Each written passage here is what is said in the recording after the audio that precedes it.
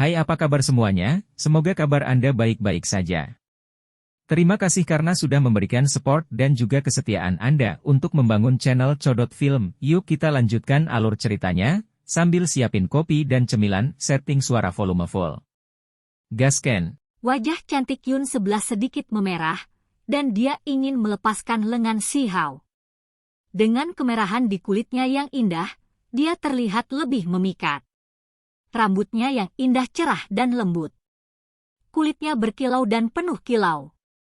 Fisiknya elegan dan melengkung, begitu luar biasa sehingga orang lain tidak bisa tidak tertarik pada pesonanya. Dia benar-benar cantik. Namun, Si Hao tidak mengizinkannya untuk melepaskannya dan bertanya, bahkan jika kamu ingin kembali ke desaku, kamu seharusnya tidak terburu-buru, kan? Tidak jauh, ekspresi beberapa makhluk berdarah murni menjadi jelek. Semua suasana hati mereka menjadi sangat buruk setelah melihat Dewi paling terkenal dari Archaic Divine Mountains berjalan sedekat itu dengan Si Hao. Di mana artefak magis ilahi klan saya? Tanya Yun 11 yang berpakaian ungu. Dia tampak sangat gelisah, jelas bahwa dia memiliki motif tersembunyi. Si Hao terkejut. Bagaimana dia bisa meminta artefak berharga itu segera setelah mereka bertemu? Bukankah dia sudah mengatakan bahwa dia tidak akan menukarnya bagaimanapun caranya? Setelah melihat Secon Baldi dan diingatkan lagi, kecil kemungkinannya dia akan setuju. Tolong kembalikan artefak berhargaku. Saya bisa menggunakan barang-barang lain untuk menukarnya. Yun 11 berbicara. Setelah melihat Si Hao lagi setelah 1,5 tahun, dia secara alami menjadi sangat bersemangat. Pada saat yang sama, dia agak cemas, karena dia takut dia akan menolak lagi. Aku pikir kamu ingin kembali bersamaku kembali ke desaku, namun pada akhirnya, kamu ingin bertengkar tentang masalah ini. Dalam hal ini, tidak banyak yang perlu dikatakan. Si Hao menolak. Apa yang kamu butuhkan untuk mengembalikannya?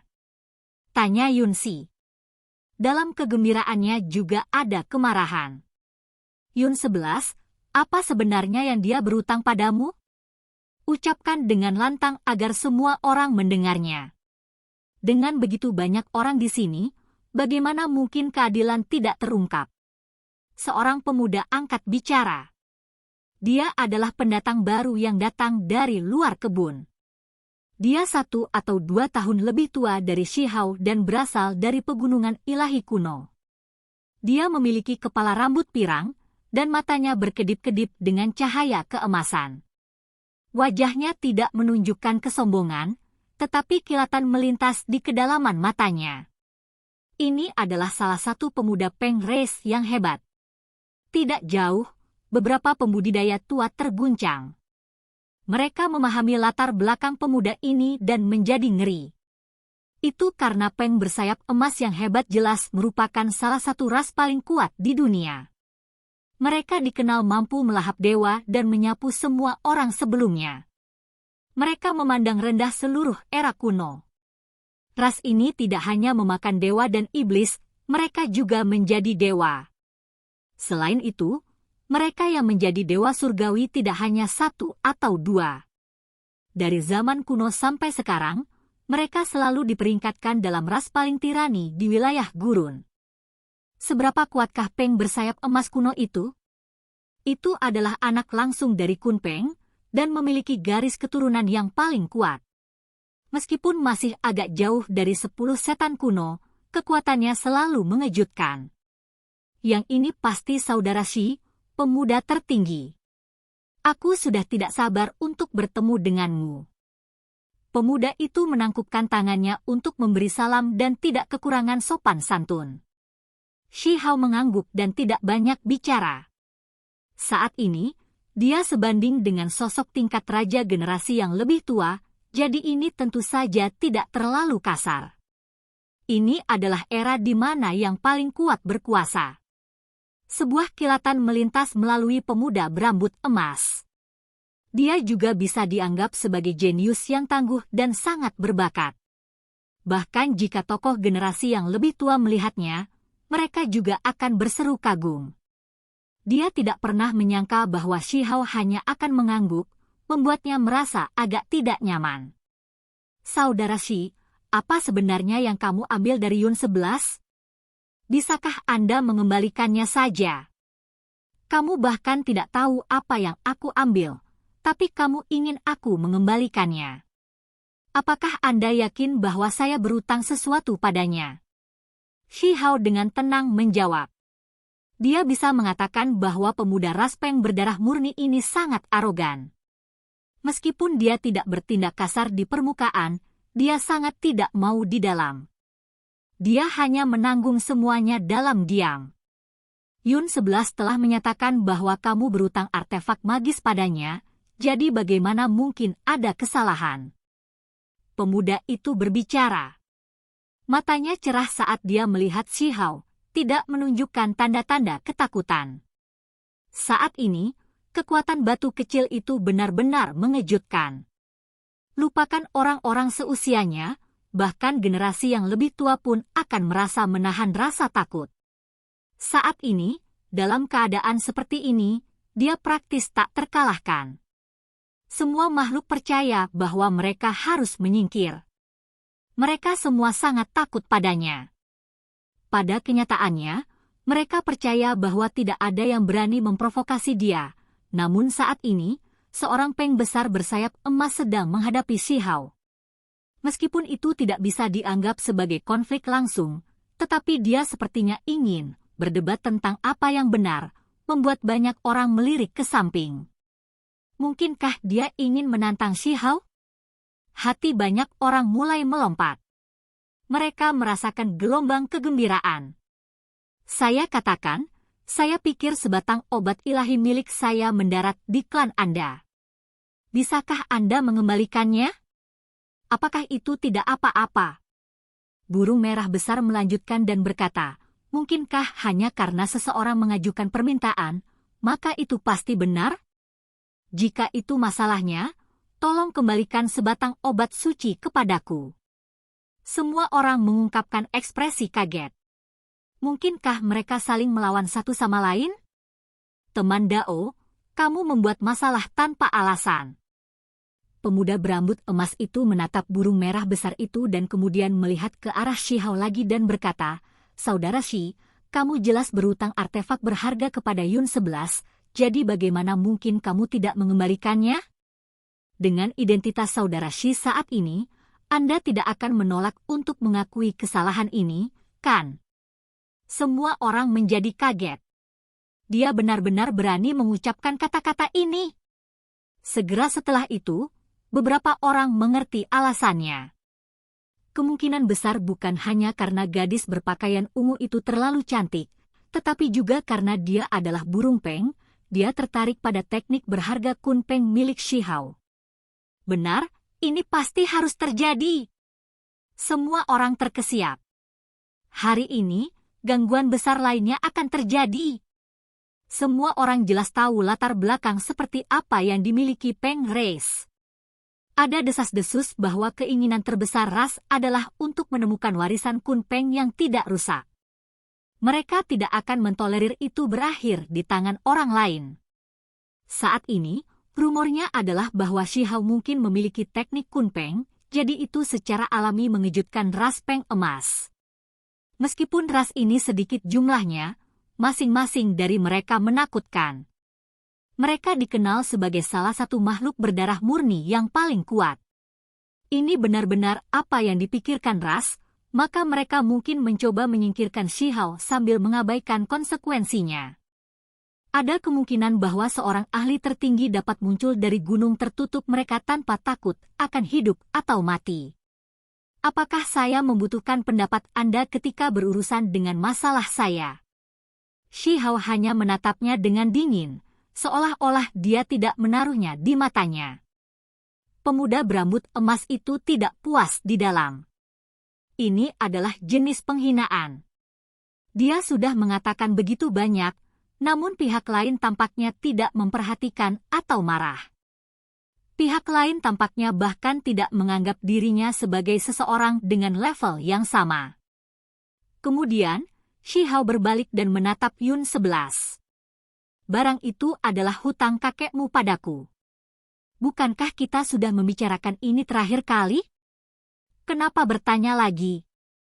Yun 11 meraihnya tanpa melepaskannya karena takut kehilangannya.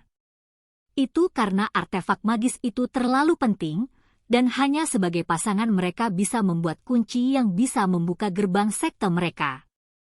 Pada kenyataannya, Shi Hao sudah agak sadar. Ketika dia kembali ke desa, Sechon Baldi telah memberitahunya bahwa artefak magis ini pasti tidak dapat dikembalikan. Mereka harus sedikit khawatir terlebih dahulu, karena itu terlalu penting bagi mereka. Shi Hao sudah menduga bahwa botak kedua mungkin mengetahui rahasia ras surgawi, dan itulah sebabnya ia terpaksa bersembunyi di 100 pegunungan yang menghancurkan sebelumnya. Ini mungkin alasan mengapa dia tidak mau keluar. Kebenarannya tidak jauh dari apa yang dia duga. Saat ini, orang-orang Gunung Surgawi juga akhirnya memahami rahasia itu, hanya saja mereka sudah terlambat dan hanya bisa menyesal. Kunci terpenting mereka sebenarnya tidak sengaja diberikan, jatuh ke tangan Shi Hao. Ini benar-benar kasus, apa yang hilang tidak akan pernah bisa kembali. Saya bersedia untuk bertukar dengan artefak magis ilahi lainnya, kata Yun 11.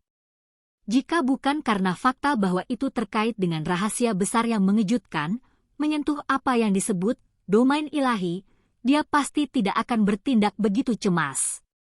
Tidak bertukar. Shi Hao menggelengkan kepalanya dan menolak. Saudara Shi, bertingkah seperti ini tidak terlalu bagus. Ini awalnya adalah harta surgawi Gunung Ilahi. Jika Anda mengambilnya sendiri seperti ini, itu agak berlebihan. Pemuda berambut emas membuka mulutnya lagi. Saya bukan orang yang tidak masuk akal. Anda juga telah melihat bahwa Yun 11 mengakui dirinya sendiri bahwa barang itu adalah milik saya dan dia hanya ingin menukarnya. Mengapa orang luar sepertimu ikut campur? Berbicara sampai saat ini, mata Shi Hao meledak dengan cahaya ilahi saat mereka menatapnya. Nada suaranya segera menjadi jauh lebih parah. Kamu telah berbicara omong kosong selama ini. Mungkinkah kamu berpikir bahwa aku tidak berani membunuhmu? Pada saat ini, dia menunjukkan kemampuannya. Tatapannya sangat menakutkan, dan gelombang energi yang kuat dilepaskan, memaksa pemuda berambut emas itu untuk mundur selangkah. Dia sangat terguncang, dan gelombang dingin menjalari tubuhnya. Dia masih seorang peng bersayap emas pada akhirnya, namun di depan Shi Hao, dia masih merasa tidak berdaya. Pemuda berambut emas itu tidak berdamai. Dengan suara nyaring, dia berkata, "Apa maksudmu orang luar? Yun 11 akan menjadi kakak ipar saya di masa depan, jadi saya secara alami dapat membela apa yang benar. Kenapa aku tidak bisa?" Omong kosong. Saya tidak ada hubungannya dengan ras Anda, balas Yun 11. Itu dia. Mungkinkah orang itu kembali? Seseorang berkata dengan suara lembut, sepertinya memahami sesuatu. Aku pernah mendengar desas-desus bahwa ras peng bersayap emas pergi ke perlombaan surgawi untuk meminta tangan Dewi Yun 11 untuk menikah. Tanpa sadar kapan, dua makhluk berdarah murni memasuki taman dan mulai mendiskusikan hal ini. Orang itu benar-benar kembali. Dia dikenal sebagai jenius paling kuat dari Archaic Divine Mountains. Seseorang terkesiap. Segera setelah itu, semua orang tahu apa yang sedang terjadi.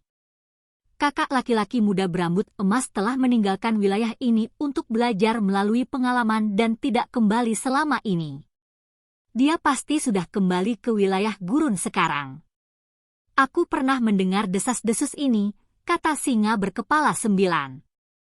Bahkan dia pernah mendengar tentang ini sebelumnya, jadi bisa dilihat seberapa kuat ahli Peng Race itu. Shi Hao juga sepertinya menyadari dengan cepat sosok seperti apa itu. Ketika dia bertarung dalam pertempuran hebat melawan makhluk berdarah murni itu, Yun 11 telah mengatakan sebelumnya bahwa hanya 1 atau 2 orang yang bisa bertarung melawannya, hanya saja, kedua jenius itu telah meninggalkan wilayah ini. Jelas bahwa salah satu dari mereka adalah jenius paling kuat dari Golden Winged Peng Race, dan dia tampaknya memiliki semacam hubungan dengan Yun 11. Tetua klan saya telah pergi untuk meminta Gunung Surgawi untuk menikah. Selain itu, kakak laki-laki saya telah tiba juga, kata pemuda berambut emas itu. Ada sedikit kepercayaan diri dalam ekspresinya, juga sedikit kebanggaan. Jelas bahwa dia sangat mengagumi kakak laki-lakinya dan percaya pada kekuatannya. Shi Hao mengungkapkan ekspresi penasaran. Dia juga ingin mencoba kakak laki-lakinya ini. Bagaimanapun, ini adalah bakat yang telah meninggalkan wilayah gurun. Semua makhluk berdarah murni di pegunungan Divini yang agung mengaguminya, jadi dia pasti memiliki area di mana dia unggul. Ini terutama karena dia telah mendengar tentang kekuatan 2 orang ini sebelumnya. Gelombang energi yang berbeda naik, dan kemudian riak emas muncul. Beberapa orang lagi muncul di dalam taman. Banyak orang bahkan tidak bisa melihat bagaimana mereka tiba. Seolah-olah mereka berteleportasi ke sini. Hanya Shi Hao yang tetap tenang. Dia tahu bahwa ini adalah teknik gerakan luar biasa Peng bersayap emas. Itu benar-benar sangat cepat. Yun 11, kita sudah lama tidak bertemu. Apakah kamu baik-baik saja? Pria muda itu berbicara. Semua orang menghela nafas. Pria ini terlalu tampan. Rambut emasnya seperti matahari ilahi, dan tubuhnya berbentuk bagus dan kokoh. Dia adalah pria yang sangat menawan dan cantik. Tidak ada hubungan antara aku dan kamu, kata Yun 11. Dia sekali lagi menggenggam lengan Shi Hao. Shi Hao mengerutkan kening. Pada saat ini, dia akhirnya mengerti.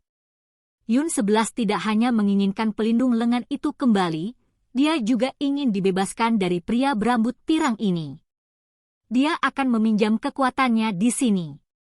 Namun, alisnya segera dihaluskan lagi. Dia tidak mengatakan apa-apa. Tolong jangan datang mencariku lagi. Yun 11 dengan tenang berbicara ke arah pria pirang itu. Ketika Shi Hao mendengar ini, alisnya melonjak. Dia tidak ingin dimanfaatkan oleh orang lain. Ketika dia mencium aroma di rambutnya dan kemudian melihat telinganya yang berkilauan begitu dekat dengannya, dia mengingat kembali pengalamannya di dalam Hundred Shattering Mountains. Entah apa alasannya, tiba-tiba dia merasakan dorongan. Sama seperti sebelumnya, dia mengulurkan tangan dan memeluknya, lalu dia menggigit telinganya yang berkilau. Oke guys, jangan lupa like, comment, share, and subscribe di channel Codot Film. See you next video, peace out and bye-bye.